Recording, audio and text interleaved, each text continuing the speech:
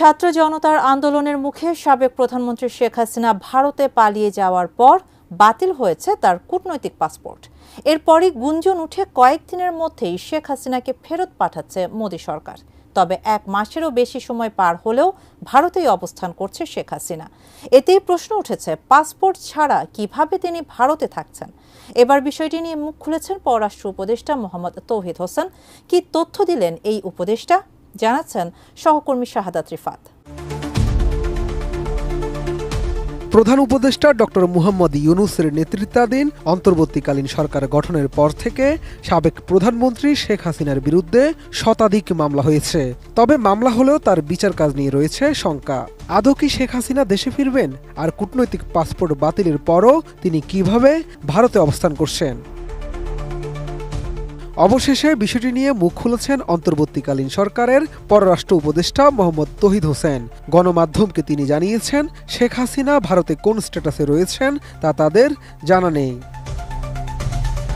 শুধু তাই নয়, শেখ হাসিনার ভারতে অবস্থানের বিষয়ে এখন পর্যন্ত দিল্লির কাছে আনুষ্ঠানিকভাবে জানতেও চায়নি অন্তর্বর্তীকালীন সরকার।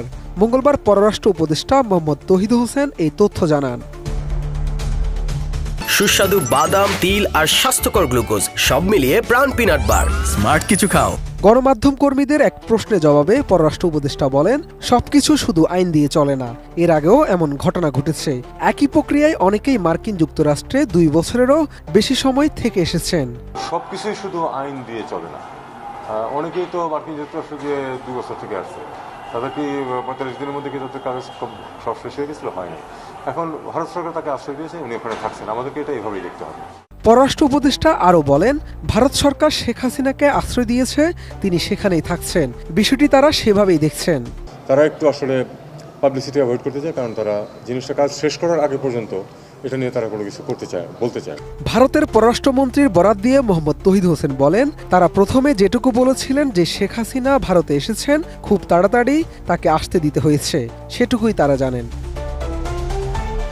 এদিন জাতিসংঘের ফ্যাক্ট ফাইন্ডিং মিশনের তদন্তে বাংলাদেশ কোনো হস্তক্ষেপ করবে না বলেও জানিয়েছেন পররাষ্ট্র উপদেষ্টা মোহাম্মদ তৌহিদ হোসেন। তিনি বলেন, তারাও চান সম্পূর্ণ নিরপেক্ষ একটা তদন্ত হোক, তারা কোনো হস্তক্ষেপ করবেন না। তদন্তের কাজে জাতিসংঘের দল কোথাও যেতে চাইলে সেখানে যদি নিরাপত্তার ব্যবস্থা বা থাকার ব্যবস্থা করতে হয়, সেরকম লজিস্টিক্স সহযোগিতা করতে তারা রাজি আছেন।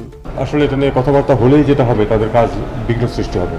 মানে কোনো কমেন্টস মাঝখানে আসুক তারা জানে। আমরাও চাই না, এই কারণে যে আমরা চাচ্ছি যে এটা সম্পূর্ণ নিরপেক্ষ একটি তদন্ত। আমরা ইন্টারফেয়ার করবো না। দেখা যাচ্ছে একটা কাটসি দেখা যায়, কাজ শুরু করবে এই হিসাবে কাটসি দেখা। সব মিলিয়ে সাবেক প্রধানমন্ত্রী শেখ হাসিনার ভারতে অবস্থান এবং তাকে ফিরিয়ে আনার বিষয়ে কী পদক্ষেপ নেবে অন্তর্বর্তীকালীন সরকার, সেটি এখন দেখার বিষয়। শাহাদাত রিফাত, ATN নিউজ, ঢাকা।